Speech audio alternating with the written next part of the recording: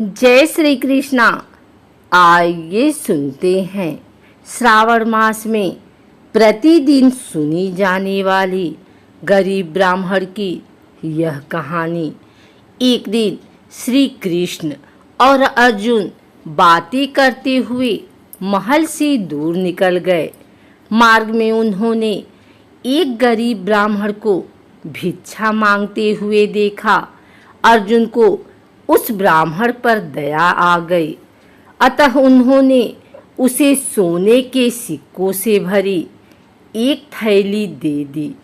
ब्राह्मण बहुत प्रसन्न हुआ और वो सिक्के लेकर घर चल दिया। जंगल के रास्ते में उसे एक चोर मिल गया जिसने उसके सिक्के लूट लिए। ब्राह्मण बहुत दुखी हुआ, मेरा भाग्य ही खराब है, यह कहता हुआ और भाग्य को कोसता हुआ ब्राह्मण पुनः भिक्षा मांगने आ गया। अगले दिन जब अर्जुन और कृष्ण उधर से गुजरे तो उन्होंने फिर से उस ब्राह्मण को भीख मांगते देखा। वो उसके पास पहुँचे तो उन्हें चोरी की बात पता चली। अर्जुन ने फिर से उस पर दया करते हुए उसे एक बड़ा सा हीरा दे दिया। ब्राह्मण घर पहुंचा। उसने हीरा एक पुराने घड़े में रख दिया जिसका प्रयोग नहीं होता था और सोने चला गया। अगले दिन ब्राह्मण के उठने के पहले उसकी पत्नी पानी भरने नदी की ओर गई। पानी भर के लाते समय उसके हाथ से घड़ा फिसलकर गिर गया और टूट गया।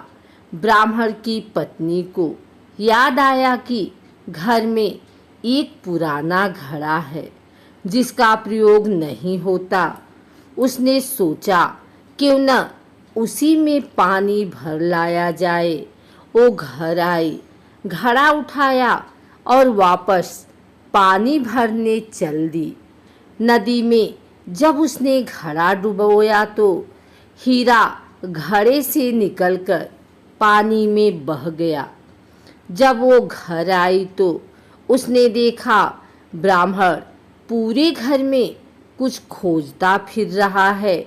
ब्राह्मण ने जब अपनी पत्नी के हाथ में उस घड़े को देखा और घड़े में सिर्फ पानी भरा देखा तो वह समझ गया क्या हुआ होगा। हताश निराश ब्राह्मण पुनः अगले दिन भीख मांगने उसी स्थान पर पहुंच गया। संयोग की बात, अर्जुन और कृष्ण कहीं से लौट रहे थे। उनका ध्यान फिर उसी ब्राह्मण की तरफ गया। उत्सुकतावश वो उसके पास पहुँचे और उससे पूछा कि अब आपको भीख मांगने की क्या आवश्यकता पड़ गई। ब्राह्मण ने फिर अपनी राम कहानी सुनाई। उसकी दुर्भाग्यपूर्ण कहानी सुनकर अर्जुन श्री कृष्ण से बोले, इस आदमी की किस्मत में सुख समृद्धि लिखी ही नहीं है। मुझे नहीं लगता अब मैं और इसकी मदद कर पाऊंगा। श्री कृष्ण कुछ बोले नहीं, बस उन्होंने उस ब्राह्मण को 2 पैसे दिए। ब्राह्मण ने वो पैसे लिए और घर चला गया। ब्राह्मण के जाने के बाद अर्जुन बोले, जब मेरे इतना सोना हीरा देने के बाद भी उसका भला नहीं हुआ तो आपके दिए 2 पैसे से उसका क्या भला होगा। श्री कृष्ण मुस्कुराए और बोले, देखते हैं क्या होता है। ब्राह्मण अपने भाग्य को कोसता हुआ घर जा रहा था। रास्ते में उसने एक मछुआरे को देखा जो कि एक ताजी बड़ी मछली पकड़कर ले जा रहा था। मछली उसके जाल में तड़फड़ा रही थी और छूटने के लिए प्रयास कर रही थी। ब्राह्मण को उस मछली की स्थिति देखकर दया आ गई। उसने सोचा, इस 2 पैसे में मेरा क्या भला होगा, क्यों न इससे इस मछली के प्राण ही बचा लिया जाए। ब्राह्मण ने वह मछली खरीद ली और उसे पुनः नदी में डालने चल पड़ा। नदी में फेंकने से पहले उसने देखा कि मछली के मुंह में कोई बड़ी वस्तु अटकी हुई थी, जिसकी वजह से वो सांस नहीं ले पा रही थी। जब उसने मछली का मुंह खोलकर बाहर निकाला तो वही बड़ा हीरा निकला जो उसे अर्जुन ने दिया था। ब्राह्मण हीरा पाकर खुशी से चिल्ला पड़ा, देखो देखो, मिल गया, मिल गया, आखिर मुझे मिल ही गया। उससे थोड़ी ही दूर पर वही चोर जा रहा था जिसने ब्राह्मण के सिक्के चुराए थे। उसने जब यह आवाज़ सुनी और ब्राह्मण को नदी की तरफ से आते हुए देखा तो चोर डर गया।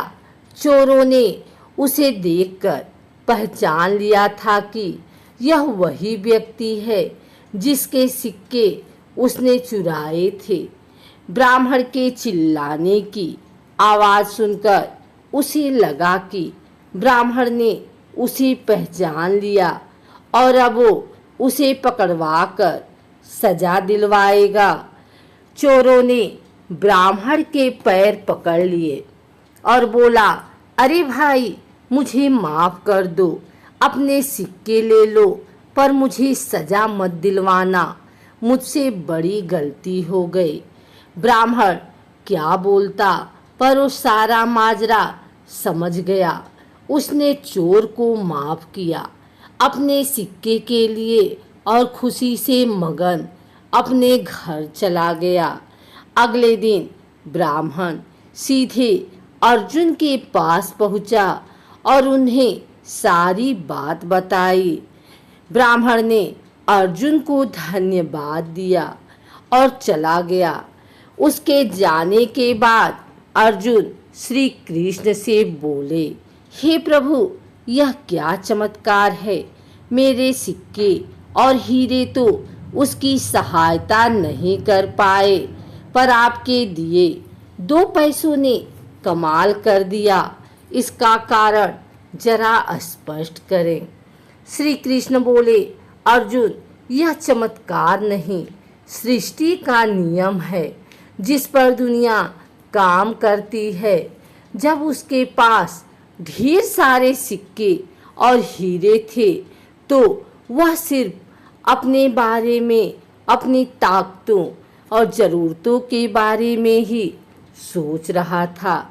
लेकिन जब उसके पास 2 पैसे थे तो भी उसने उस मछली के भले के लिए खर्च कर दिए। इसलिए फिर उस ब्राह्मण के ज़रूरतों की जिम्मेदारी मैंने ले ली है।